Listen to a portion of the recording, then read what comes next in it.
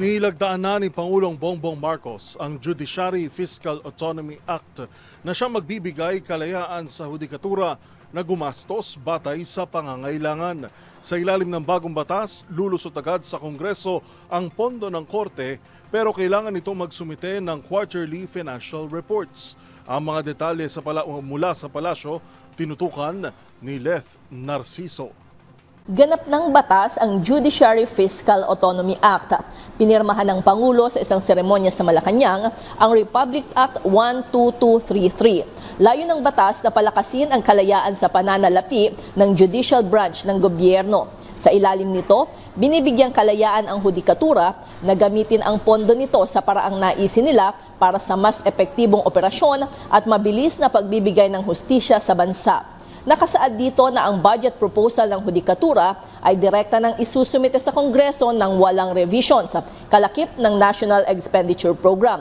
Maaari namang magbigay ng hiwalay na rekomendasyon ang Department of Budget and Management pero hindi nito maaantala ang paglalabas ng pondo. Hindi maaaring bawasan ng lehislatura ang pondong nakalaan para sa hudikatura. Binibigyan rin ng kapangyarihan ang Korte Suprema o Chief Justice na i-realign ang pondo sa pamagitan ng unbank resolution.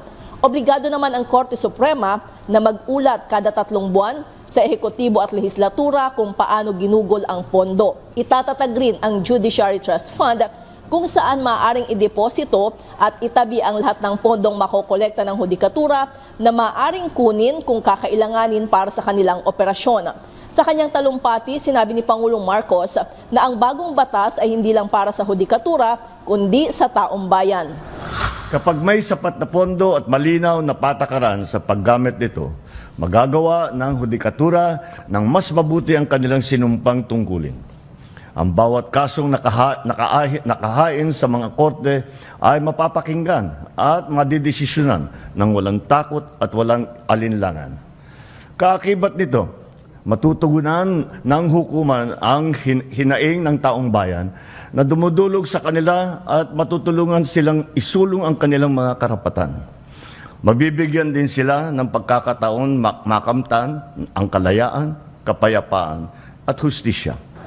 Para sa MBC TV Network News, ito si Leth Narciso ng DZRH. Una sa Pilipinas, una sa Pilipino.